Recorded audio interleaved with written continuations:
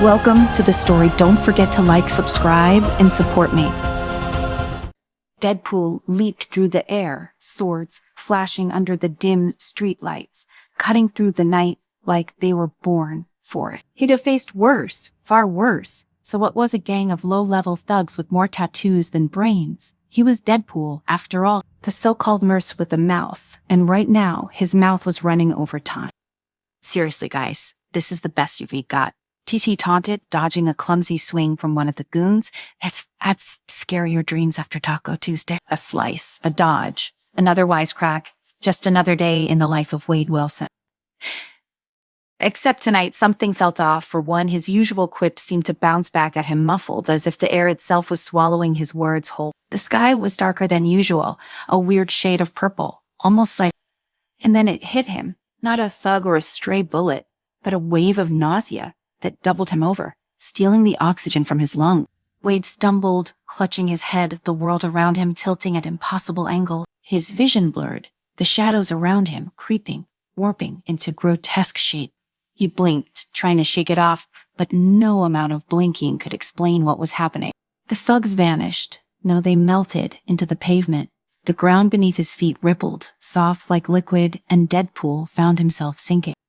What the hell, he muttered, trying to pull his foot free, but the more he struggled, the deeper he sank. The streetlights stretched, their glow warping into something twisted, unnatural. Fear gripped him, a foreign sensation for Wade. It was creeping, insidious, slithering into his mind like a bad dream he couldn't wake from. Then came the laughter. Not his, though. He wished it were. No, this was far more sinister, echoing from nowhere. And everywhere, all at once. Wade gritted his teeth, clenching the hilt of his sword tightly as the world around him collapsed into madness. The buildings melted like wax, and the sky cracked open, revealing a churning vortex of colors that shouldn't exist. Oh, no. Deadpool muttered, feeling his pulse quicken, teary. This isn't normal. This isn't my kind of weird. It wasn't the world had turned on him, as though his deepest fears were now manifest, crawling from the darkest corners of his sight. Suddenly, everything went still, too still. A hand touched his shoulder. Wade spun around, swords at the ready, only to find himself face to face with himself, or rather a twisted, nightmarish version of himself grinning with teeth far too sharp, eyes hollow and gleaming with malice. Wade, the distorted reflection, sneered. You really thought you could run from your nightmare? Deadpool blinked. Okay, Alan, thought clones before, but this is a whole new level of creepy. He swung his sword at the doppelganger, but the blade passed through it like smoke. Ah, come on, Wade, shouted, his voice echoing in the nightmarish void. Surprised you can't even give me a solid fight. The twisted reflection laughed, a hollow, mocking sound. Ty, this isn't about fighting. This is about fear, Wade. Your fear. My fear, Bull scoffed, though he felt a chill crawl up his spine. I don't do fear, I do explosions, chimichangas, and bad one-liners. But the reflection wasn't he listening. Instead, it melted back into the shadows and the world around him shifted again. Only this time it wasn't random. This time it was deliberate, as if something or someone was pulling the string. Wanda. It hit Wade like a punch to the gut. Wanda Maximoff, the Scarlet Witch, had been toying with powerful magic recently. He didn't pay much attention to the details because, well, details weren't his thing. But now it seemed like he was trapped in one of her magical mishaps, and things were spiraling out of control. And just as quickly as the thought came, there she was, Wanda hovering in the air, her hands glowing with that familiar crimson energy. Her face was set in concentration, but there was also a hint of fear in her eye. Wade, she called out, her voice cutting through the chaos. Are you re-trapped in your own nightmare? Deadpool tilted his head. Really could be fooled me. Thought this was just New Jersey on a bad day. Wanda frowned, hovering closer, the magic around her flickering. My magic ... It's malfunctioned it. Latched onto your subconscious, and now we were both stuck in this nightmare dimension. Wade raised an eyebrow behind his mask. So you mean to tell me that all of this, he gestured to the nightmare world around him, is my fault? Wanda shook her head. Not exactly. It's your fears, displace it. Seeding off them. Deadpool let out a low whistle. Well, I must have some pretty screwed up fears because this is messed up, even for me. That's why I am. Here, Wanda, said, her voice steady but strained. To help you face them, we have to confront your fears, or you'll be stuck here forever. Wade paused, a rare moment of silence from the mercenary. Stuck forever. That sounded worse than a bad sequel. He shrugged, trying to mask his unease. All right, fine. Let's do this. But just so you know, I've got a lot of weird stuff up here. He tapped his head. So prepare yourself for some grade A insanity. Wanda nodded, her crimson energy crackling in the air. Franum, ready? But are you staying? The first fear hit like a freight train. One moment, they were standing in the warped cityscape, and the next, they were in the cold, sterile halls of a lab. But this wasn't just any lab. It was the lab weapon X. Deadpool's heart clenched involuntarily, his usual bravado faltering for just a moment. Wanda glanced at him. This is it, isn't it, where it all started? Wade nodded slowly. Yeah, this is where I became me. Savarita's voice was quieter than usual, the usual snark absent. Around them, the lab buzzed with the cold, sterile hum of machine. Figures in lab coats moved in the shadows, their faces obscured. But Wade knew who they were. He could never forget.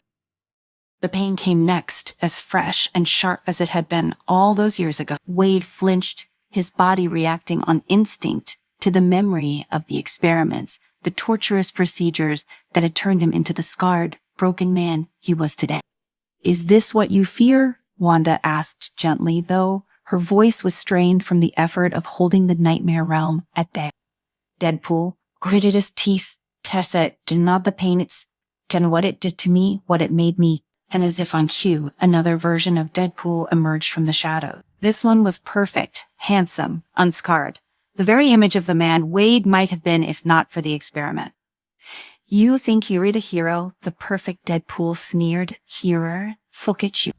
You read a joke. You hide behind your humor because you're afraid of what you might become. Wade's grip on his swords tightened, but he didn't move. The words cut deeper than any blade. Wanda stepped forward, her eyes glowing with magic.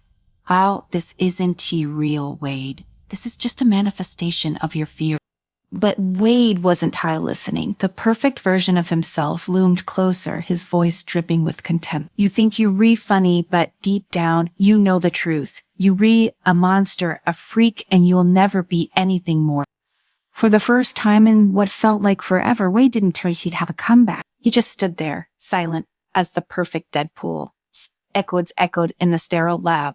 Wanda glanced at him, concern etched on her face. You're not a monster, Wade, she said softly, placing a hand on his shoulder. You're more than what they did to you. You have the power to choose who you want to be.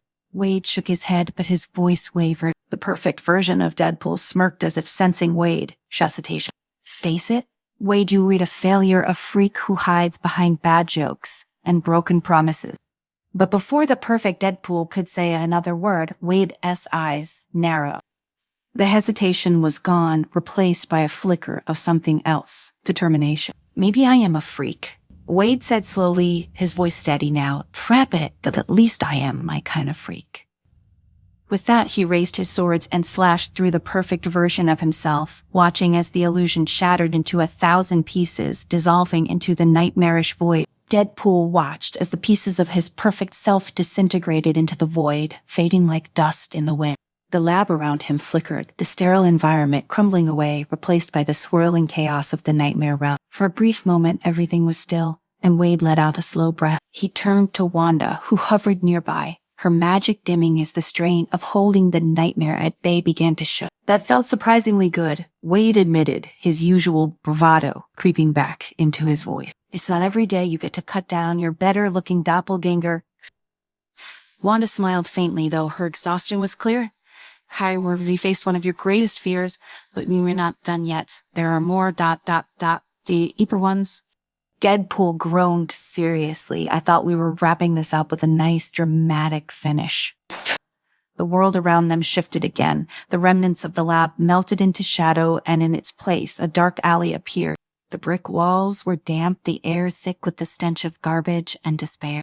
Wade recognized it immediately, and for once, his voice was uncharacteristically quiet. This place? No, he muttered, his hand instinctively reaching for his swords, though he knew they wouldn't help here. Gee, I don't want to do this one. But the nightmare world didn't care what Wade wanted. It dragged him into the alley, forcing him to relive a memory he had buried deep, hoping it would never surface again. A figure stepped out from the shadows. Tall and menacing, it was a man Wade had known long ago, back when he was still human, before the scars, before the mask, before he had been forced to become Deadpool. The man wore a twisted grin, one that Wade could never forget. Wade clenched his fists, the old anger rising in his chest. "Hurt you, stir," he spat, his voice low and venomous. "Era, you ruined everything." The man laughed, a cruel sound that echoed off the alley wall. "I didn't ruin anything, Wade. You did that yourself. All your decisions, all your choices, they led you here." Deadpool could feel his heart pounding in his chest, but he shook his head, refusing to let the old wound open any further. "Teray, shut up. I am not that person anymore." The man stepped closer, his eyes glinting with malice. Aren't you? Look at yourself. You still hide behind that mask. You still run from the truth." Wade opened his mouth to respond, but the words caught in his throat. He could feel the weight of his past pressing down on him, suffocating him. For the first time in a long time, he felt powerless. Wanda stepped forward, her presence steady and calm, though Wade could sense the turmoil building within her. "Dear Wade, you don't have to do this alone. You can face it." Deadpool glanced at her, the usual sarcasm gone from his eye. "You don't get it, Wanda. This is different. I can handle jokes. I can handle the pain." But this tacky gesture to the man in front of him, his voice breaking slightly. "This is the part of me that I hate the most." Wanda's gaze softened, her crimson energy flickering gently around her. "You were not defined by your past. You've made mistakes, but so has everyone. What matters is that you were still here, still fighting." The man in front of them sneered, his form shifting, warping into a grotesque version of Wade. Worst self. "You can run from who you are, Wade. You'll always be the monster you created." Wade shook his head, his voice trembling. "Sigh, I am not a monster."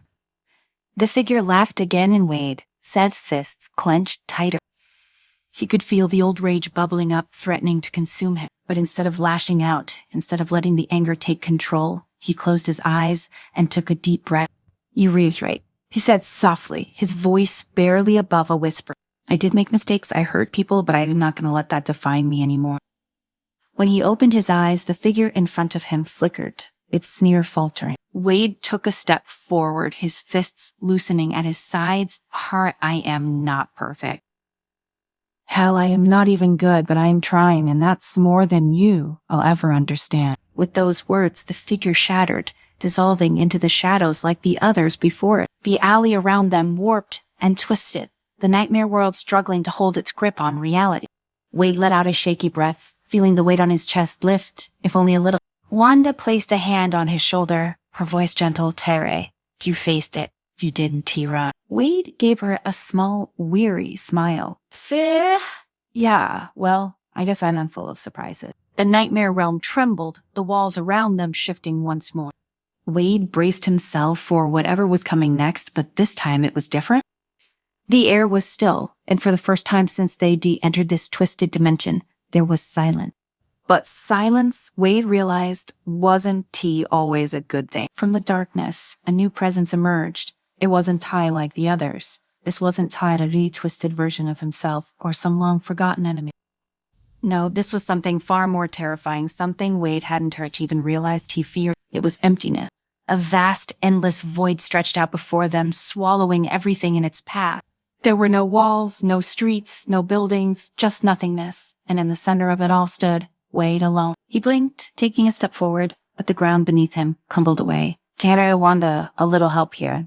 But when he turned around, Wanda was gone. There was no one there, just the void, endless and all-consuming. Wade's heart raced, panic clawing at the edges of his mind. "Tyve, okay, this is new." The emptiness stretched on, a reflection of his deepest, most primal fear. Not of pain or death or even failure, but of being alone, completely, utterly alone. He swallowed hard, his hands shaking as he tried to hold on to the last shred of his usual bravado. This isn't really. He muttered to himself, though. The words felt hollow. "It's just another fear. I can beat this." But the void didn't care about his bravado. It didn't care about his jokes or his sarcasm or even his pain. It just was, and it swallowed everything in its path. For the first time in what felt like an eternity, Wade felt truly powerless. No quips, no swords, no violence could fix this. It was just him, alone in the dark. He sank to his knees, his breath coming in ragged gasps. "Try Wanda Trill," he called out, but his voice was swallowed by the void. "Tiara at anyone." But there was no response, no sound, no light. Wade closed his eyes, trying to block out the terror clawing at his mind. He had faced so many things in his life, pain, loss, death, but this was different. This was the fear that had always lurked in the back of his mind. The one he never acknowledged. The fear that no matter how many people he surrounded himself with, no matter how many battles he fought, he would always be alone. And now, here he was, alone in the dark. He wasn't sure how long he sat there, lost in the void. Time didn't he seem to exist in this place. It could have been minutes or hours or even days, but eventually something shifted. A faint glimmer of light appeared in the distance, small and flickering. But there, Wade blinked, his heart pounding in his chest as he stared at the light. It wasn't too much, but it was something. And right now, something was better than nothing. He pushed himself to his feet, his legs shaking as he took a step toward the light. Then another and another. The void around him seemed to tremble, the darkness wavering as the light grew brighter. And then out of the darkness came a voice. "Wait." It was soft, almost a whisper, but it was real, familiar. "Wanda." The light grew stronger, and Wade could feel the void around him weakening. The darkness wasn't tree all-powerful. It could be beaten. The voice came again, stronger this time. He took a deep breath, the panic in his chest easing slightly. I know he whispered more to himself than anyone else. "Tree, I am not alone." With that, the darkness shattered, the void collapsing in on itself as the light consumed it. Wade blinked, shielding his eyes as the world around him reformed. The nightmare realm was gone, replaced by the familiar streets of New York. He was back. They were back. Wanda stood a few feet away, her face pale but determined. She had pulled them both out just in time. Wade let out a long breath, a smile tugging at the corners of his mouth. Farewell, that was something. Wanda nodded, her shoulders sagging in relief. Harriet sat over. "You faced your fears. All of that." Wade's smile faltered for a moment, but he quickly replaced it with his usual grin. "TSC, yeah, well, let's not make a habit of this next time. Maybe we stick to tacos and bad movies, huh?" Wanda laughed softly, though there was a weight to her expression. "You did well, Wade. You were stronger than you think." Wade shrugged, trying to brush off the compliment, though he couldn't help but feel a strange warmth in his chest. Yeah, well, I had a good therapist." He glanced around, taking in the now normal world around him. "So what now?" Wanda smiled, the glow of her magic fading. "Now we go home." Wade nodded, turning to walk away, but before he did, he glanced over his shoulder at Wanda, his voice soft. "Dears, thanks for everything." Wanda gave him a small knowing smile. "Health anytime." And with that, Wade Wilson, the Mertz with a mouth, walked off into the sunset, his usual swagger back in his step, but with a new sense of peace settling in his heart. For the first time in a long time, he wasn't afraid, not of himself, not of his path, because he knew no matter how dark things got, he wasn't alone.